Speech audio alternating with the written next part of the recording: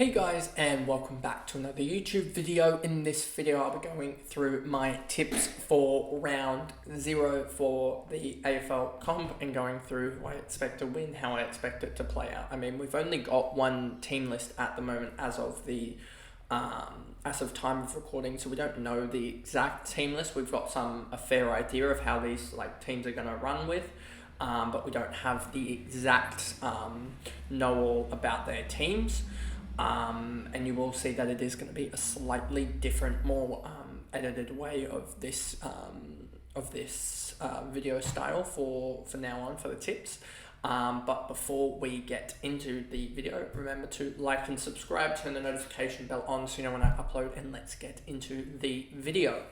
Thing I will add is that I'll have two tipping comps. I will leave the I'll be both on the AFL official one as well as the ESPN Footy Tipping one, and so that will help you guys out there. And I'll leave the links in the description for both those comps. So there's that for you guys. But first of all, let's just get into the games, I guess, here. And the first game we have is the Swans versus Melbourne. This is going to be a tight game tonight. As recording, this is recording on the Thursday. So Swans against Melbourne. It's going to be very, very tight. Melbourne don't have Petty, but they've got Gawn, Oliver, Petrarca, Viney. They've got a stacked midfield.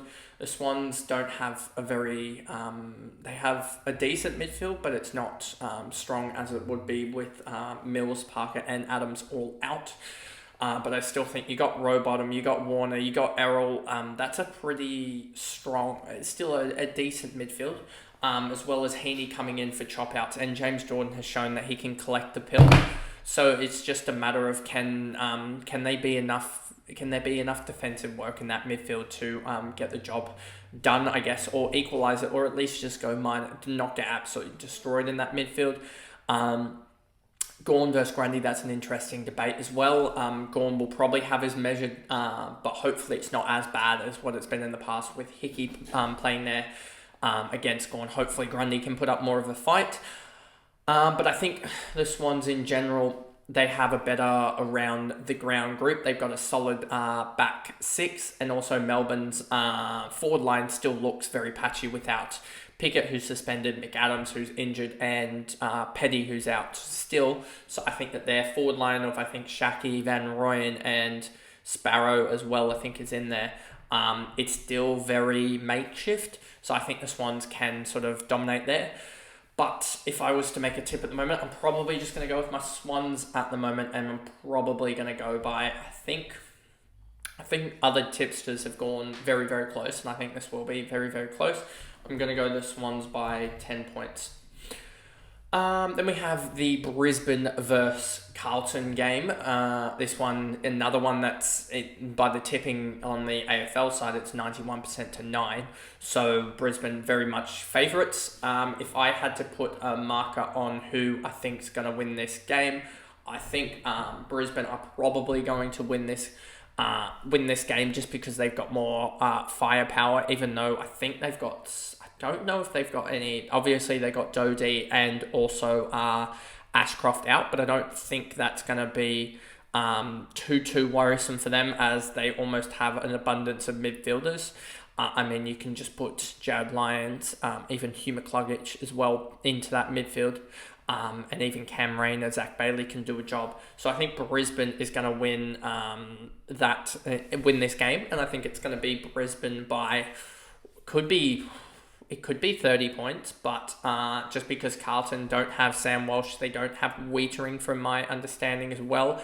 So I think Brisbane are actually going to blow this game open and are going to win it by 30 at home, just because they play unbelievable at home. What are they? Something like they've won their last. I know that they went undefeated in the whole of last year, including finals at home, I'm pretty sure. So I think they've won something like 17 or 18 straight at the Gabba or something. I could be wrong about that, but I think that they've won that many at the Gabba.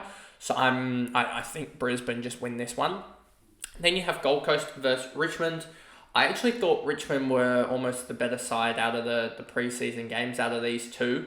So if I was to pick a side, I would probably I would almost be tempted to go against the grain here and go with Richmond over Gold Coast, just because I think that their sort of old rear guard is gonna be able to win it. But we've had news in the last 40 minutes or so. Like that's how close it was.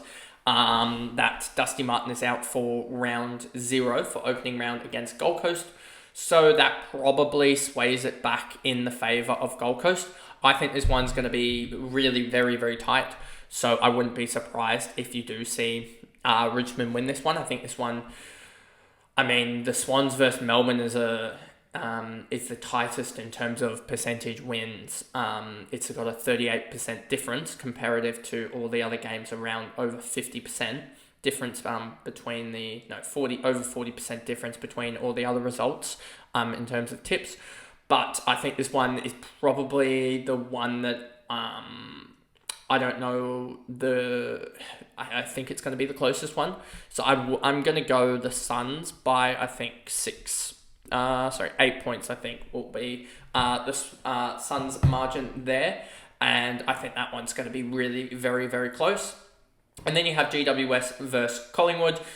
This one, again, Collingwood favourites. I think this is a game that Collingwood could afford to drop in the long term of it, because it's away from home. It's they have 17 games at the MCG or Melbourne, so they don't need to win any interstate games, to be honest with you.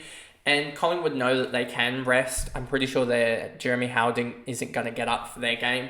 So they're probably going to play Charlie Dean or Billy Frampton, one of the two. I think it's going to be Charlie Dean from all reports that I've heard. So there's that. But I do expect GWS, they look in pretty good form. The Greens look outstanding at the moment. Briggs should dominate in the ruck, I would expect. And I just think that I like the really good balance that the GWS mid forward has, in comparison to Collingwood. But Collingwood are the best at winning the close ones. They've shown that in the last couple of years. I think it's not just now an outlier. I think it now is that they are the best. They have a different mentality in the close ones. So if this one does get close, it could be a Collingwood win, but I'm suspecting that GWS, in front of their home crowd, even though it will probably be a 50-50 split in the 23,000 seater for Homebush, so at Giants Stadium. So I am expecting there to be a large Collingwood cohort, I guess, there. So there's that, but I do expect GWS to be able to actually cause, I guess, a slight upset here. But yeah, I think GWS, I don't think they have too much of an injury ward there. And Collingwood, I just think that they will, like we say, like a lot of people say in the the soccer circles, is that a lot of teams that do the best, they sort of have a slow start to the season. And I think that's something that Collingwood will sort of have, is they'll rev into the season after the bye. So I think that they'll just wander through the first sort of 6 to 8 weeks. They may lose 2 or 3 games early, but I don't think it really matters, as in the long run they'll get there. They'll ease their older players inside bottom, Pendlebury, Howe and stuff like that, and they'll get them through, and that'll be the way that they do it. So I think GWS wins this first game here by, I think, 13 points. So that is all the tips. Hopefully the graphics are readable for you guys. I will be probably watching back the video to see how it is and make adjustments when we go to the 9 teams worth of, sort of framework for it. So it could be a little bit different to that, but hopefully it is readable for you guys, has the results on there as well. And so yeah. But anyway, that is the video, and I guess I'll see you guys in the ladder predictions video that will be coming up in a couple of hours. Bye, guys.